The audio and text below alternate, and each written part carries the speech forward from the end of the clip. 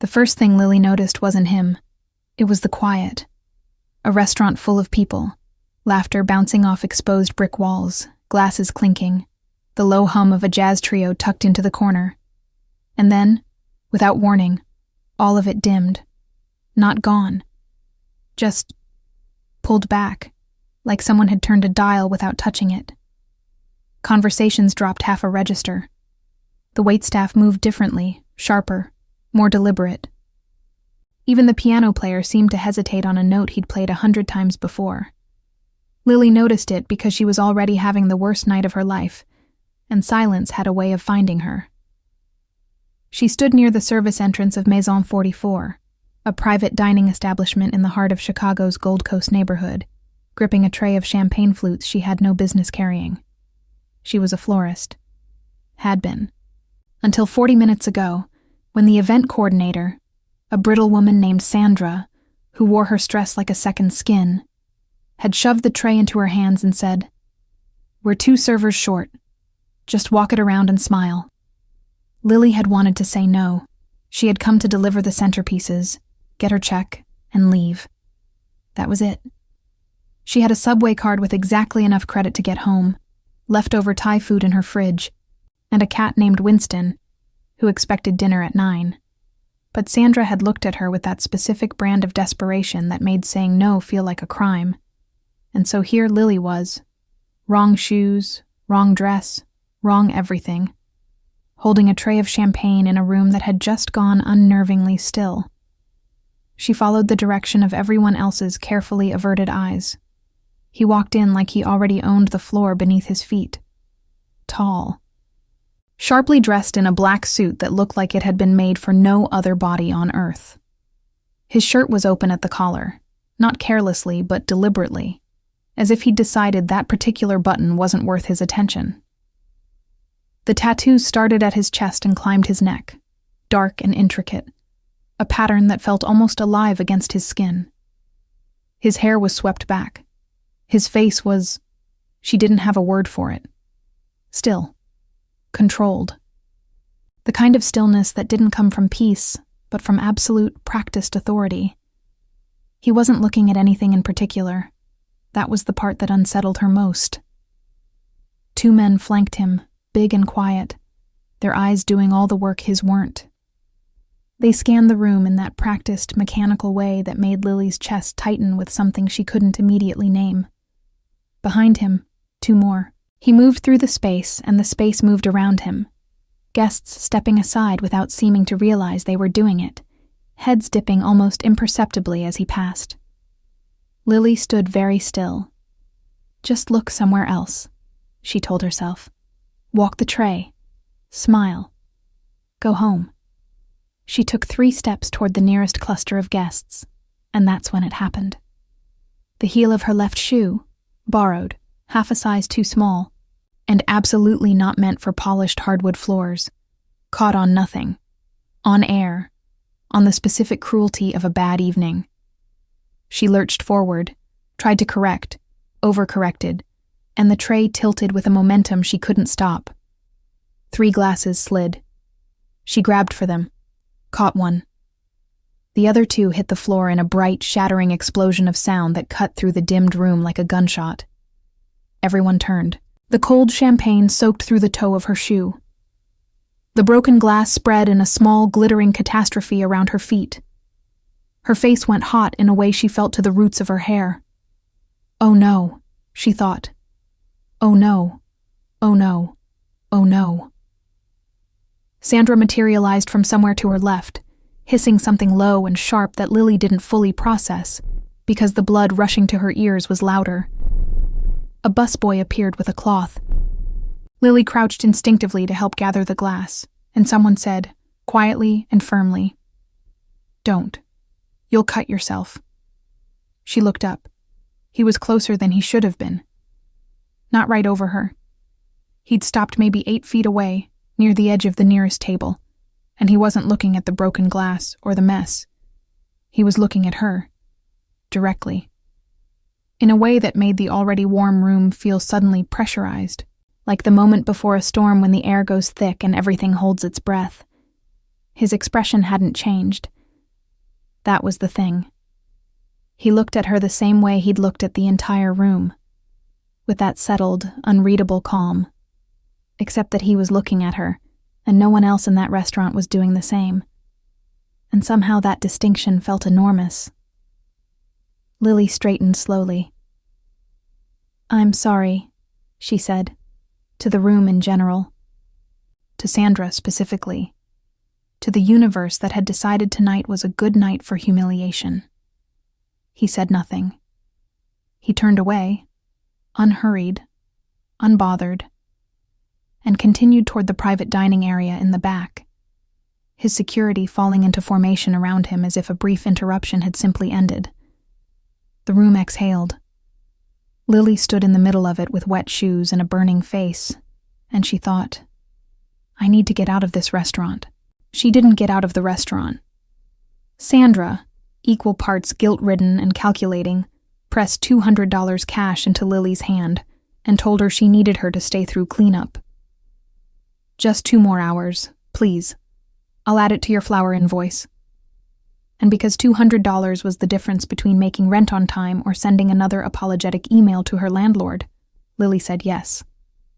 The private dining room was separated from the main floor by a set of frosted glass panels and a curtain of heavy charcoal linen. Lily's job for the next hour was simple: replenish the floral arrangements in the main room, make sure the small bud vases on the private room's serving table were fresh, and stay invisible. She was good at invisible. She'd had years of practice. The serving table sat just outside the private room's entrance, positioned in a narrow corridor that allowed staff to prepare plates before entry. Lily worked quickly, her hands moving with the steady confidence they always had around flowers. Here she knew what she was doing, knew the difference between a stem cut at the right angle and one that would wilt by morning, and she tried very hard not to think about the broken glass, or the wet shoe, or the way he had looked at her. She failed at that last part. There was something about being looked at directly by someone who seemed constitutionally incapable of looking at anything carelessly. It wasn't comfortable. It wasn't flattering exactly. It was more like being assessed by something that didn't make assessments lightly and not knowing the result. "He probably didn't even register who you were," she told herself. "You were just a noise in his evening." She believed that almost completely. The linen curtain shifted. One of the security men stepped into the corridor. Not the door, but through the curtain, which meant someone inside had sent him. He was broad-shouldered, expressionless, and he looked at the serving table, then at Lily, then back at the table. Mr. Woobin would like water, still not sparkling, room temperature. Lily blinked. I'm the florist." The man looked at her with the patience of someone who had long since stopped being surprised by anything. "There's water in the cabinet beneath the table." She looked down. There was indeed a small cabinet. She opened it, found a glass bottle of still water and a clean glass, and set both carefully on a small tray. Her hands were steadier than she expected.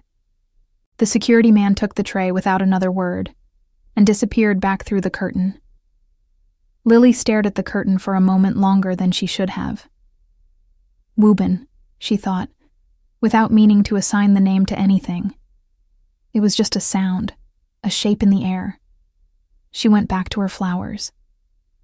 20 minutes later, walking back through the main room with an empty tray, she felt it again. That particular quality of awareness, different from being watched, closer to being noticed. She turned without deciding to. Through the gap in the frosted glass panels, barely visible, she could see the private dining room, the table of men in suits, the low light, and at the head of the table, Woobin, not eating, not speaking, simply listening to whoever was talking with that same immovable composure, but angled, fractionally, toward the gap in the glass, toward her. His eyes, when they found hers through the panel, didn't widen, didn't soften, didn't do any of the things eyes were supposed to do when they accidentally met someone else's. They just stayed. Lily looked away first, She walked to the service corridor, set down her tray, pressed her back against the cool wall, and breathed. "You're imagining things," she told herself firmly. "You're tired, and your feet hurt, and you imagined all of it." But her heart was doing something complicated and uninvited in her chest, and she stood there for another minute before she trusted her face to look normal again.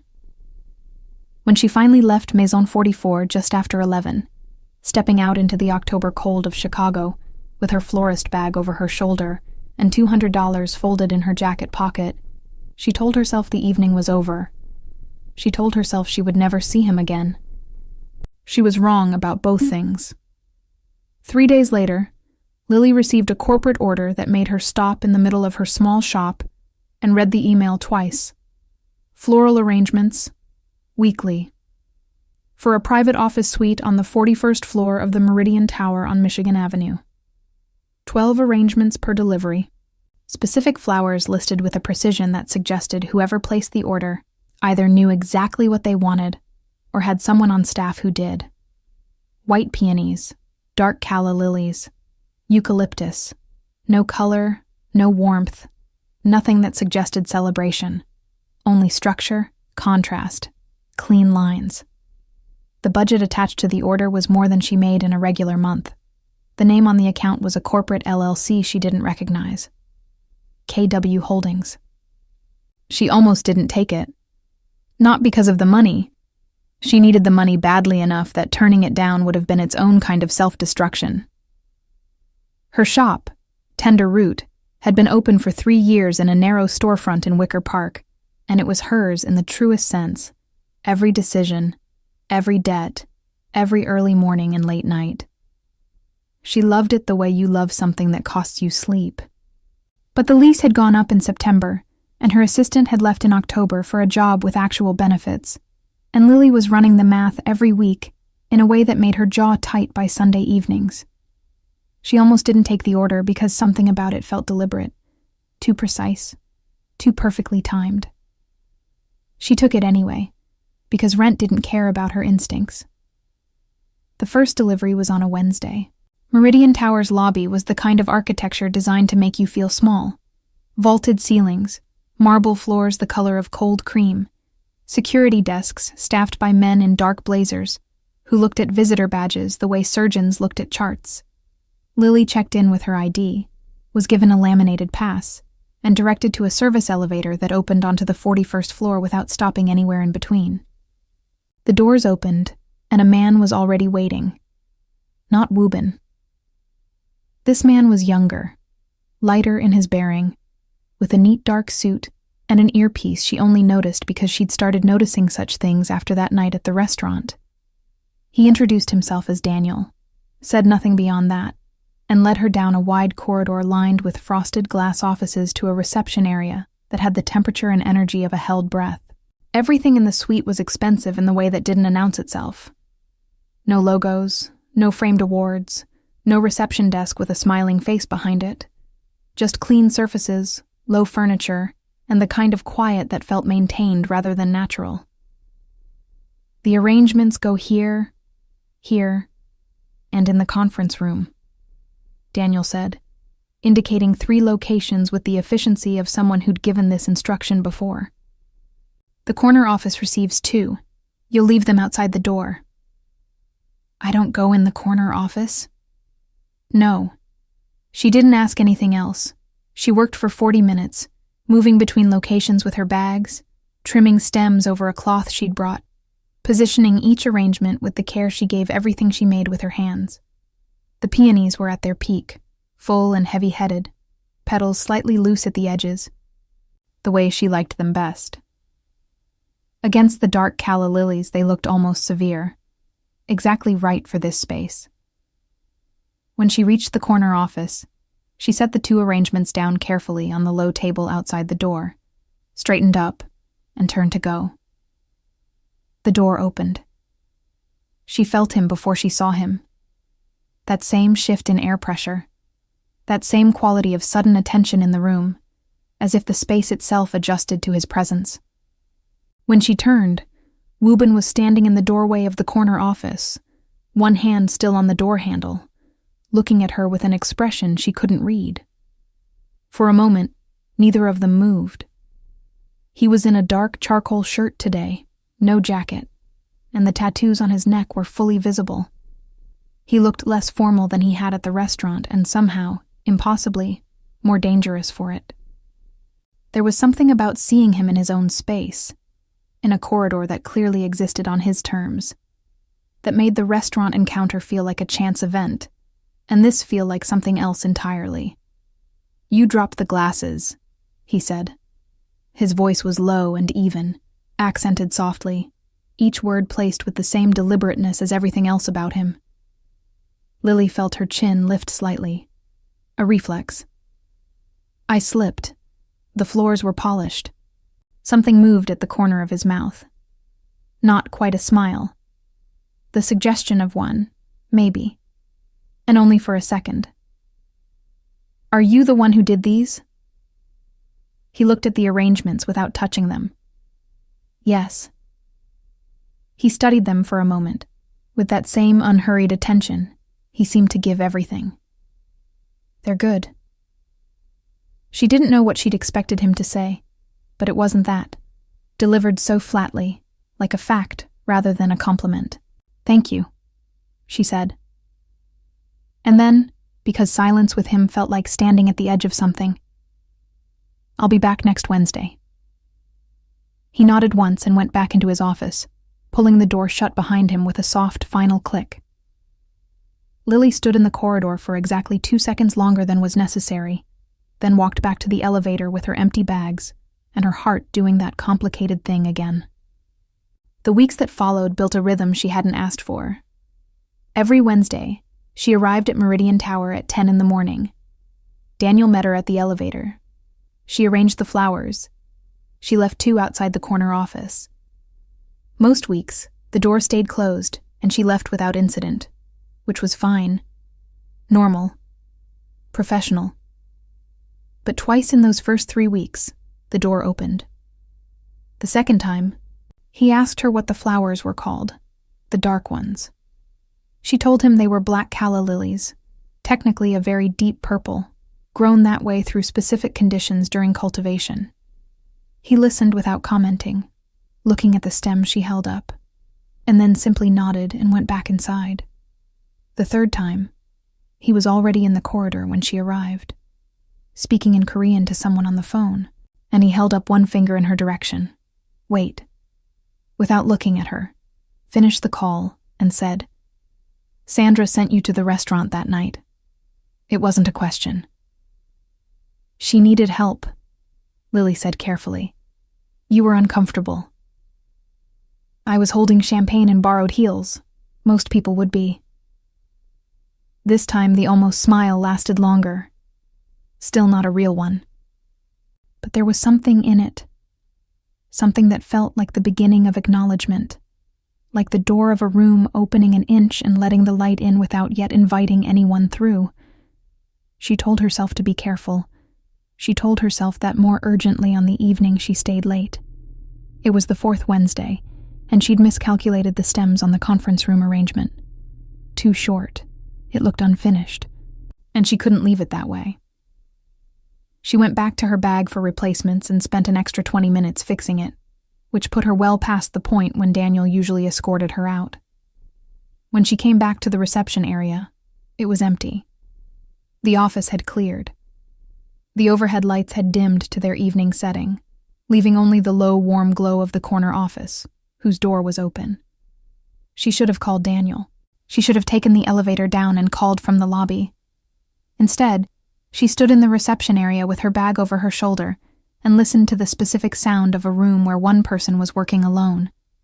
The quiet turning of papers, the low weight of someone else's presence. Miss Lily. She startled. Wubin stood in the doorway of the corner office. When had he come to the doorway? Watching her with that steady, dark gaze. She hadn't told him her name, which meant he'd looked it up, which meant something she didn't have a clean word for. "I was just leaving," she said. "Daniel is downstairs. He'll walk you out." "I can find the elevator." "I know you can." He paused. He'll walk you out. It wasn't a question, and it wasn't quite a command. It was something in between. Something that suggested the decision had already been made, and her participation in it was the only thing pending. Lily looked at him for a moment, searching for the edge of whatever this was, and found only that same controlled surface.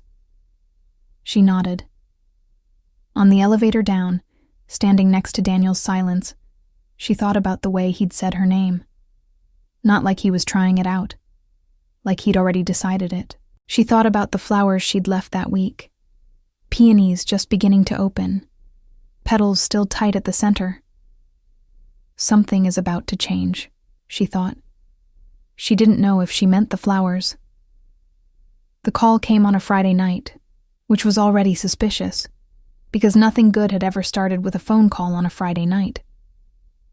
Lily was at her work table in the back of Tender Root, rewrapping the stems of a batch of ranunculus she'd received that afternoon, a shipment slightly damaged in transit, petals bruised at the edges, still salvageable if she worked quickly. Winston was asleep on the stool beside her. The shop was closed. The front lights were off.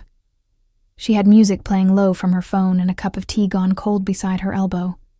And she was, for the first time in days, not thinking about the 41st floor of Meridian Tower. Then her phone lit up with a number she didn't recognize. She let it ring twice before answering, a habit left over from years of screening calls from vendors with bad news. "This is Lily." "Miss Lily." A pause. Not Woobin's voice, younger, more clipped, but carrying the same careful weight of someone who chose words the way other people chose weapons. "My name is Jay. I work with Mr. Woobin. He'd like to place an additional order." She set down the stem she was holding. "An additional order. A private event, tomorrow evening, his residence. He requires floral arrangements, the same aesthetic as the office, but larger scale. 8 pieces. She looked around her small workroom, calculating inventory, calculating time. Tomorrow is very short notice. He's aware. The compensation will reflect that.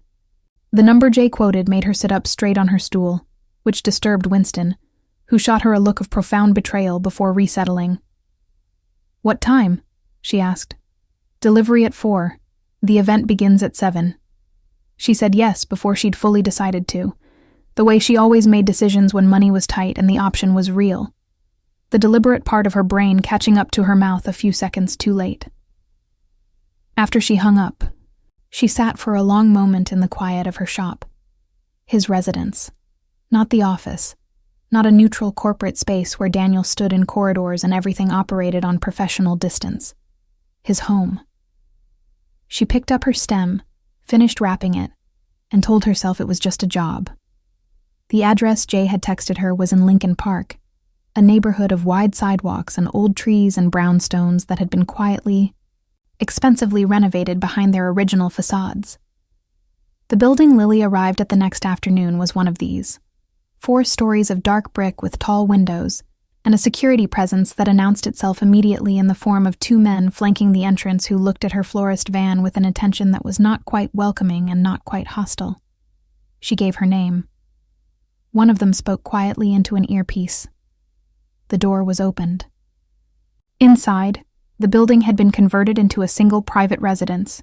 No lobby in the traditional sense, just a wide entryway that opened into a space of considerable calm. Dark wood floors, high ceilings with original molding, furniture chosen for weight and permanence rather than warmth. The kind of home that told you everything about who lived there before they walked into the room.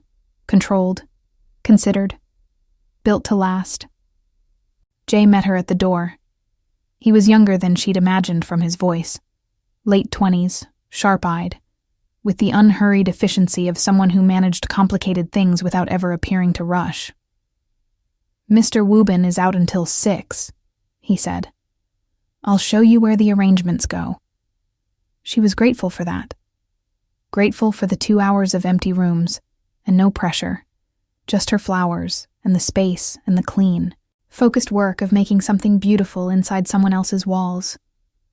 She moved through the first floor, placing arrangements, reading the rooms the way she always did. Not intrusively, just attentively, the way a florist learned to understand a space before filling it. The dining room. Long table, dark candles already set, no warmth in the color palette. She went with the calla lilies, kept the peonies tight and formal. The main sitting room. A little more light came through the windows here, so she allowed herself one arrangement with ranunculus, deep burgundy, the only real color in the space. She liked the way it looked, a small defiance inside all that controlled darkness. She was working on the last piece near the staircase when the front door opened.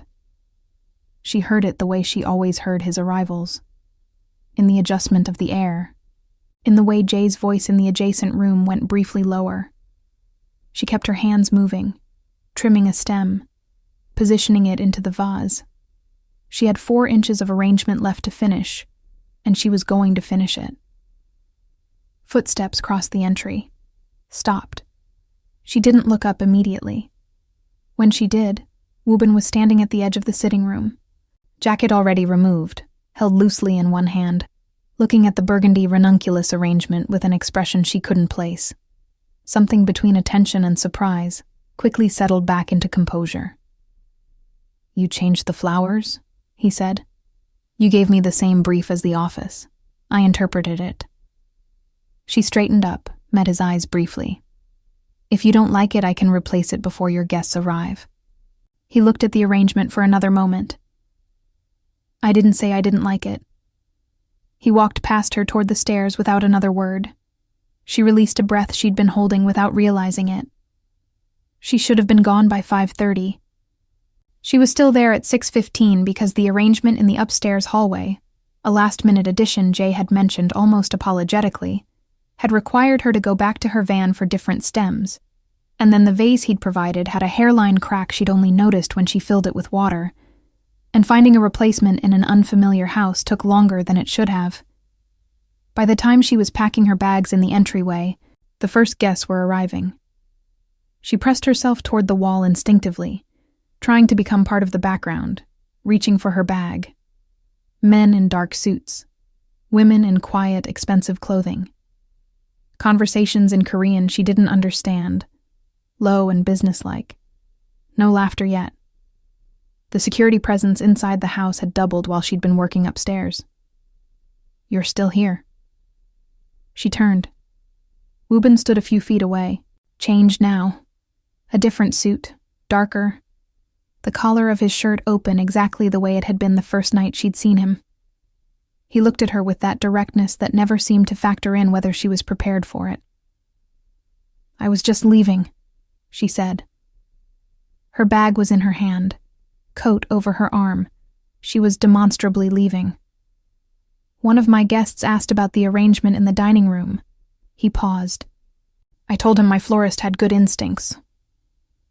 The word "my" landed somewhere in her chest before she could stop it. "That's kind," she said carefully. He looked at her for a moment longer, that look she still hadn't found a name for, the one that felt like being measured against a standard she wasn't aware of, and then his attention shifted fractionally, over her shoulder, to something across the room. His expression changed. Not much. The smallest tightening around his eyes. Lily turned to see what he was looking at. A man she didn't recognize was standing near the burgundy ranunculus arrangement in the sitting room, talking to someone beside him, but his attention was on Lily. He was smiling in a way that felt too practiced, too aware of itself. When she turned back, Woobin was no longer looking at the man. He was looking at her. "Jay will walk you out," he said. The pleasantness was still in his voice, technically. But there was something beneath it, compressed and dense, like the word had a floor, and Jay walking her out was not optional. She nodded and followed Jay to the door. On the front steps, in the cool October air, she turned to Jay. Who was that man, the one near the flowers? Jay looked at her with a brief, unreadable expression. Someone Mr. Woobin does business with. He was staring. "Yes," Jay said simply. He was. She walked to her van. She sat in the driver's seat for a moment before starting the engine. The front windows of the brownstone glowed warm from inside, and through the sitting room window she could see, barely, the dark silhouette of the burgundy arrangement she'd placed that afternoon.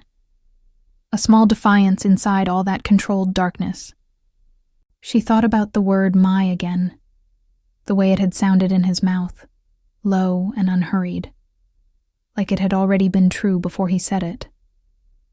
She thought about the way he'd looked at the man across the room, and for the first time since the restaurant, since the broken glass and the wet shoes and the moment he'd said, "Don't, you'll cut yourself," she let herself consider that this was not a coincidence.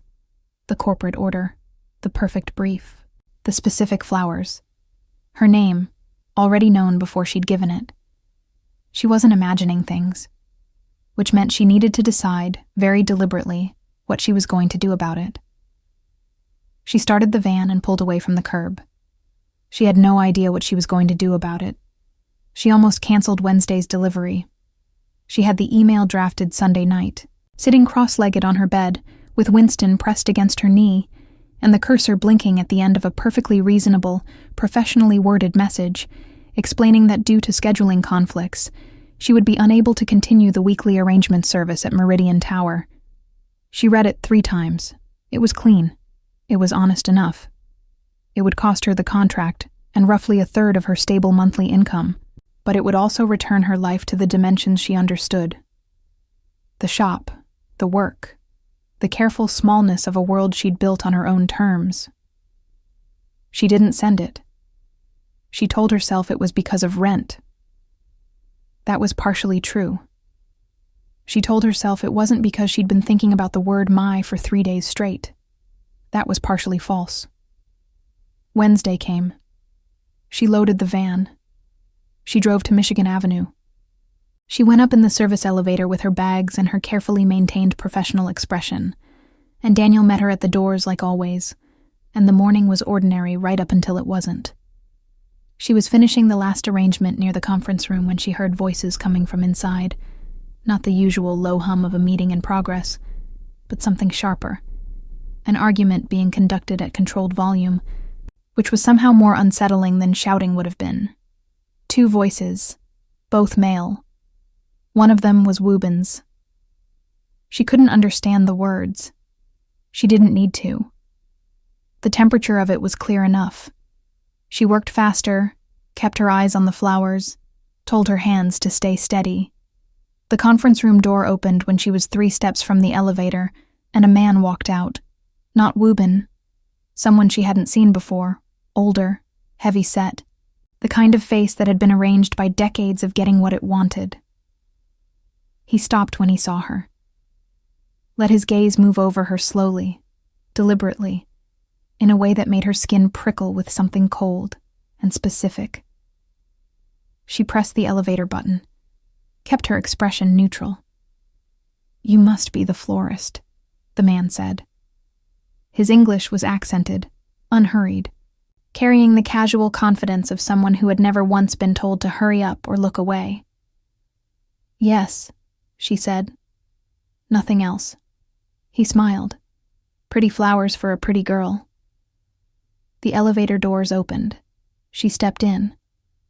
As they closed, she caught a glimpse of the corridor. Woobin had appeared in the conference room doorway, and he was looking not at the man but at her, with an expression she'd never seen on him before, something that hadn't been flattened into composure yet, something raw and quick, like a response the control hadn't caught in time. Then the doors closed, and she was alone in the elevator, and her hands were shaking slightly against the handles of her empty bags. She sat in her van for 10 minutes before driving away. He called her that evening. Not Jay. Him. From a number she didn't have saved. But she knew before she answered. She didn't know how she knew, only that she did, the same way she'd known at the restaurant that something had shifted in the room. "Are you all right?" he said.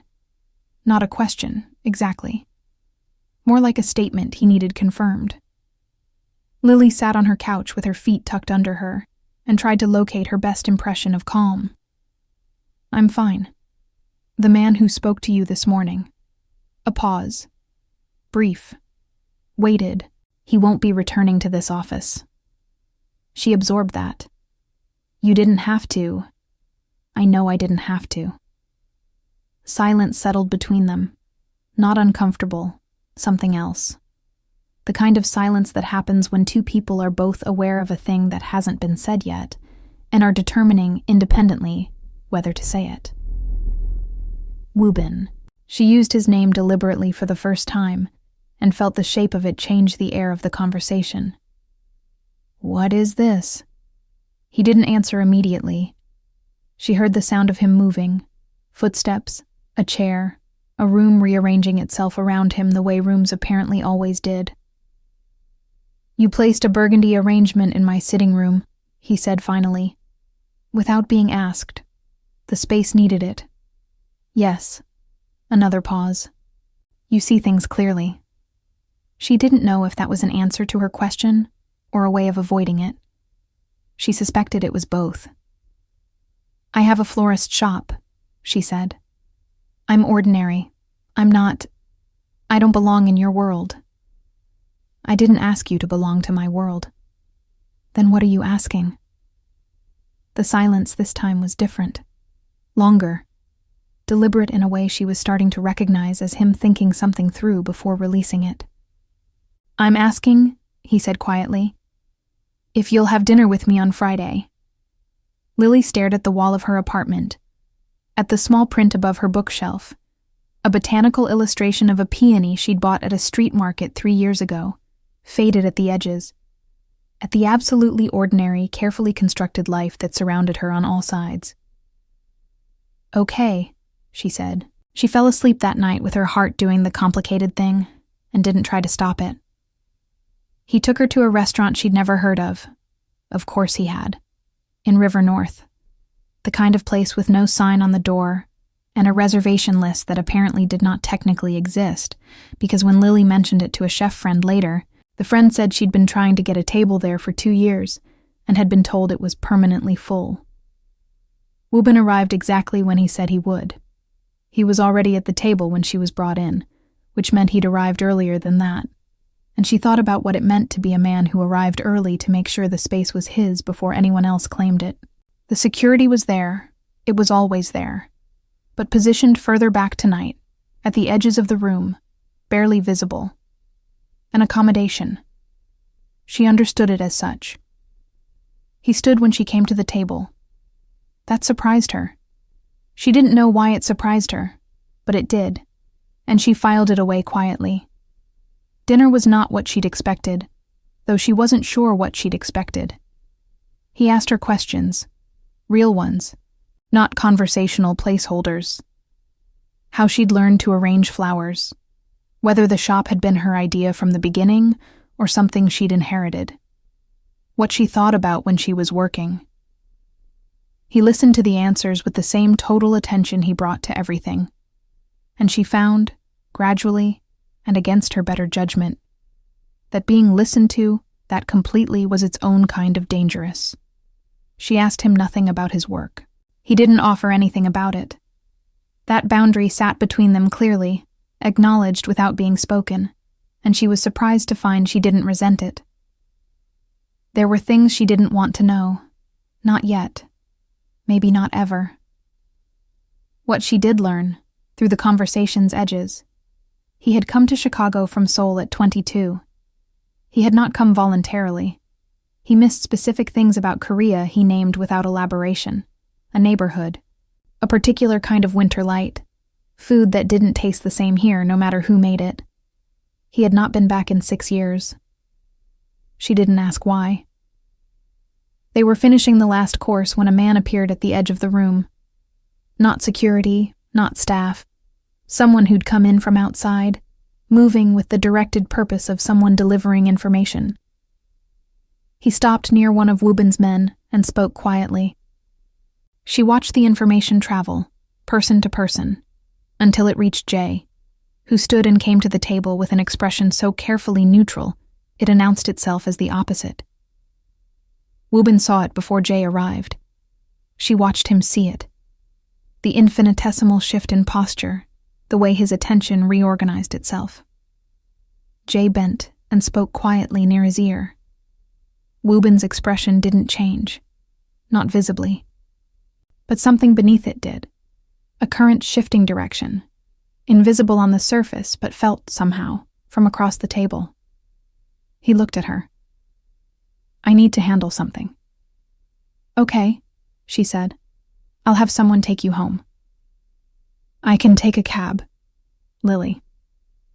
Her name in his mouth, the same way it had been that first evening in the corridor. Already decided, already placed. "I'll have someone take you home." She nodded. He stood. Buttoned his jacket once. Looked at her for a moment longer than the situation required. Than efficiency required, anyway. And said, very quietly, "I'm sorry for tonight." "Don't be," she said, and meant it. He left.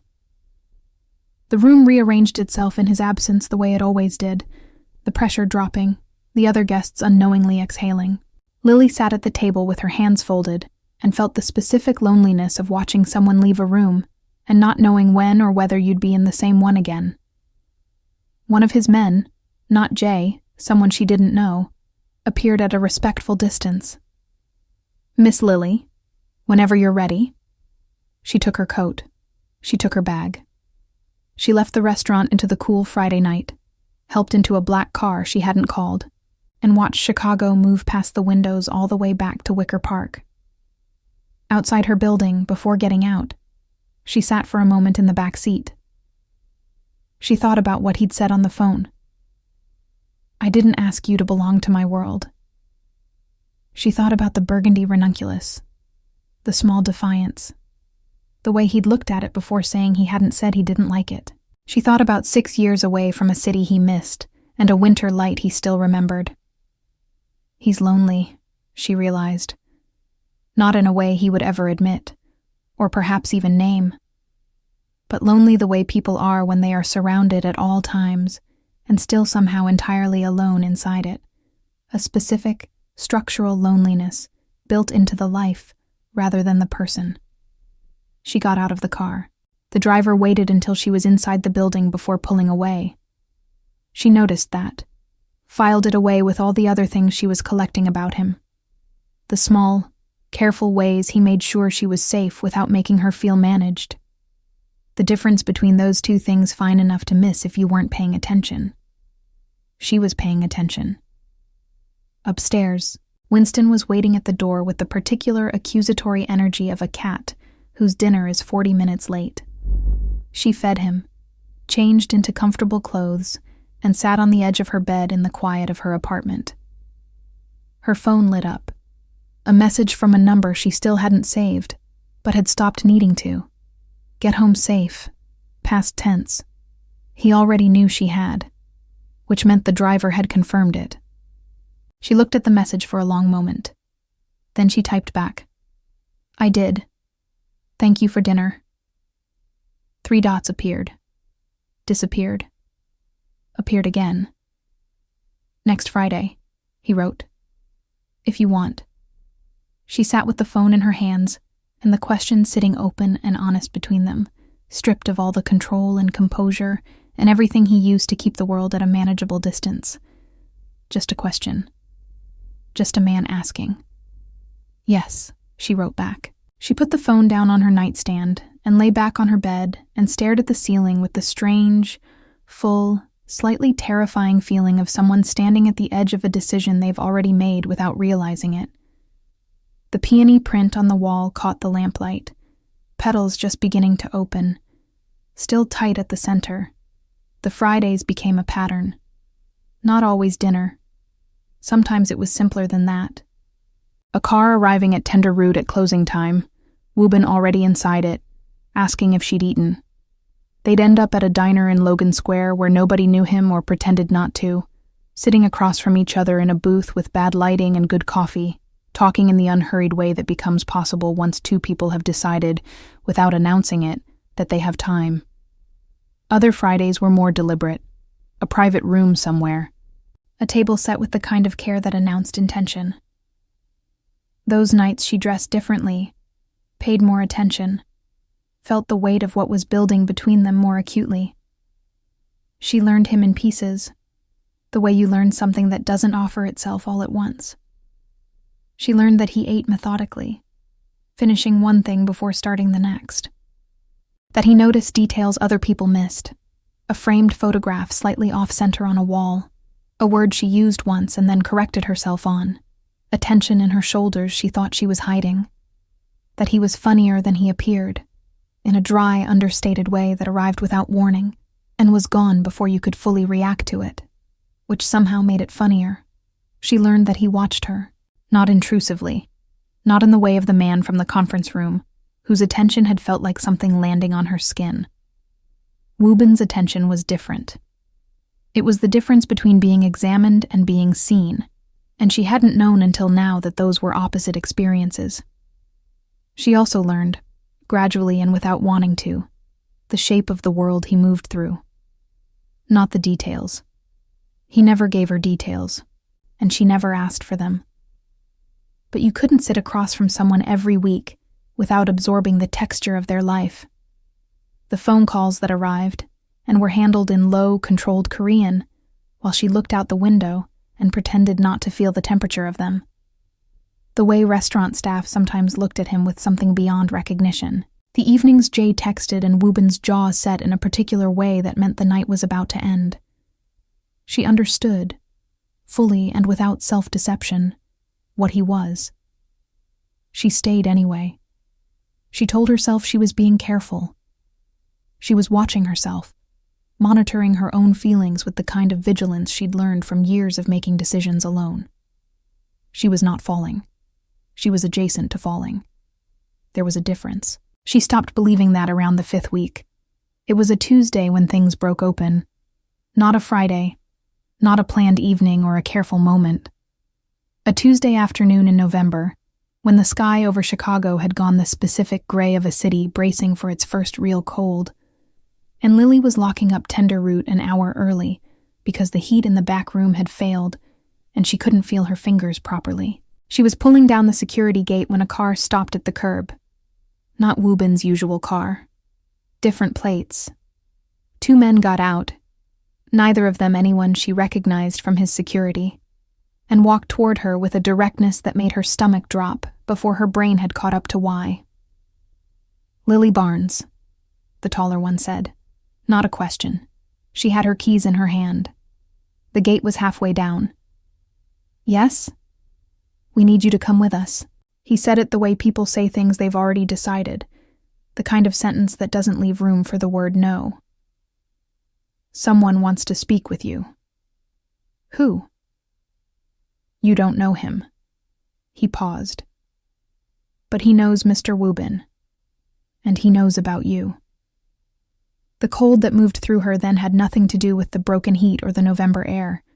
She thought about screaming. The street wasn't empty.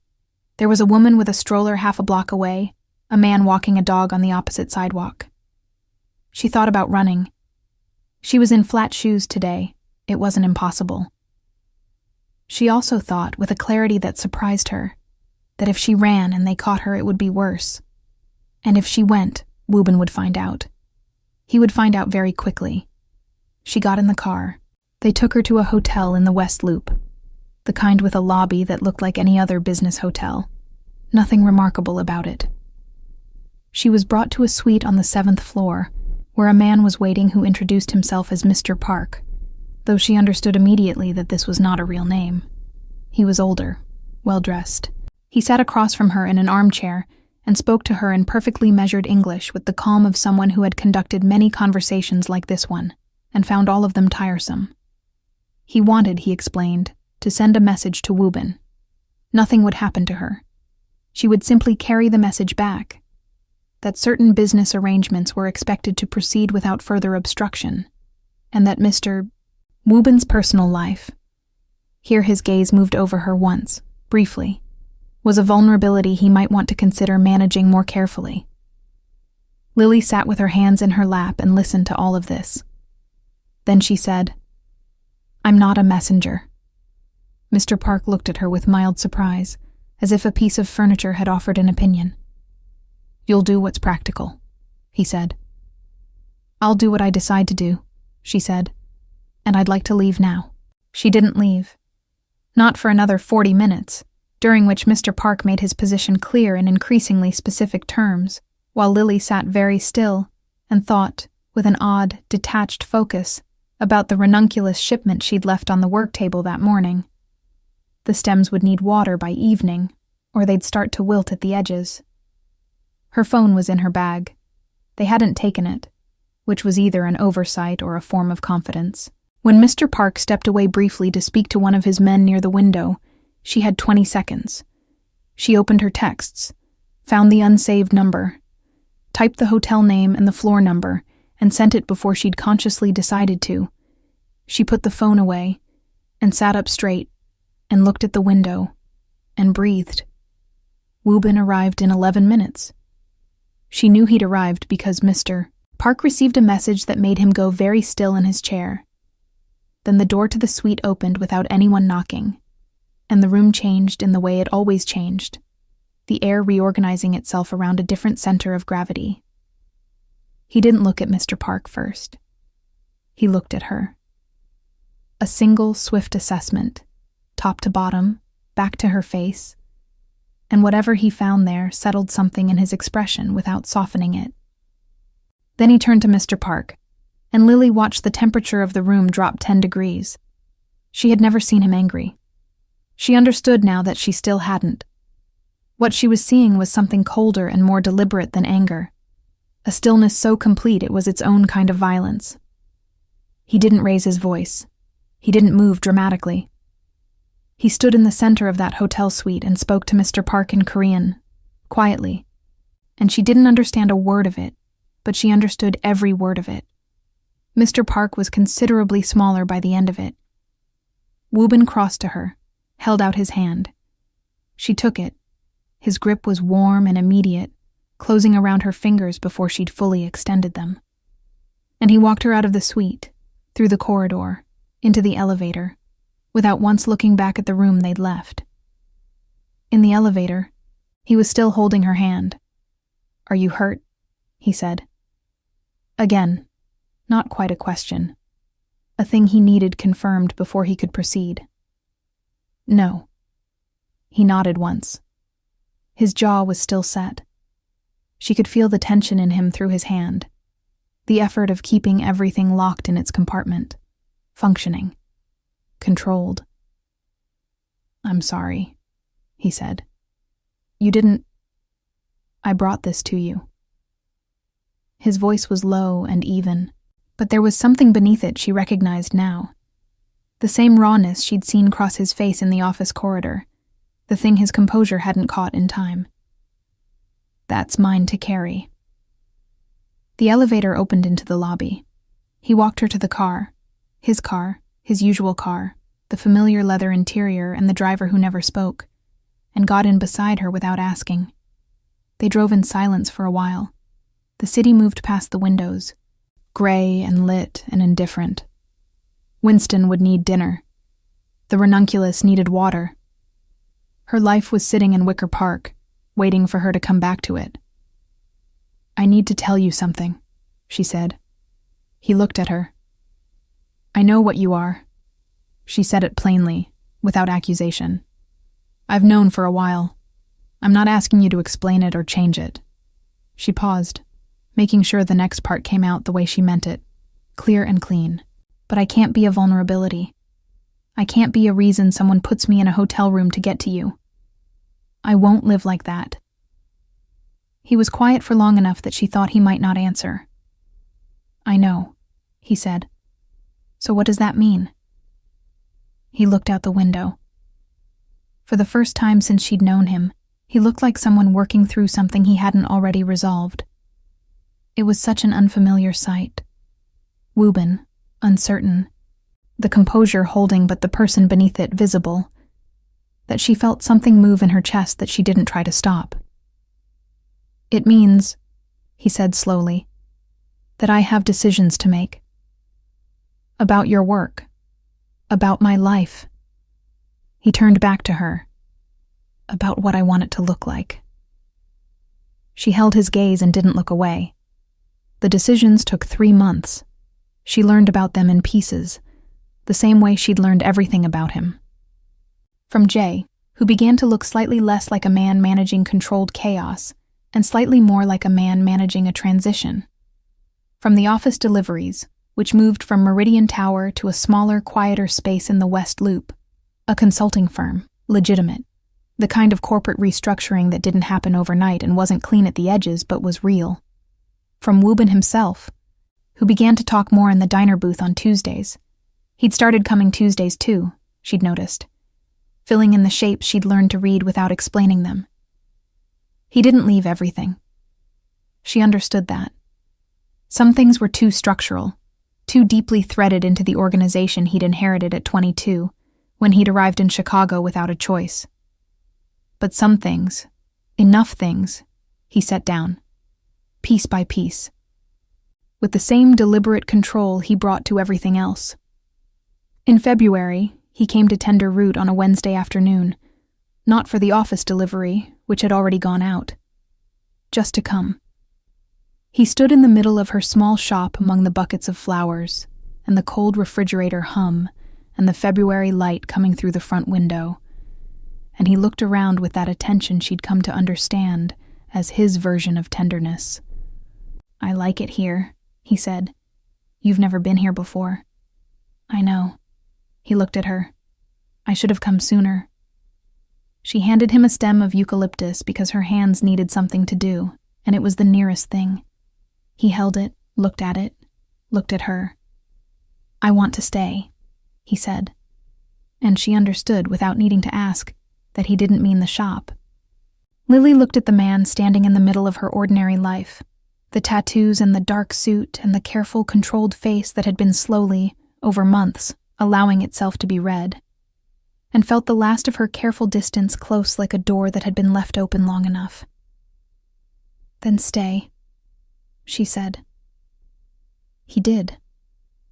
The peonies on the work table behind her were fully open by then, petals wide and unguarded, giving everything they had to a room that had, finally, made enough room for them.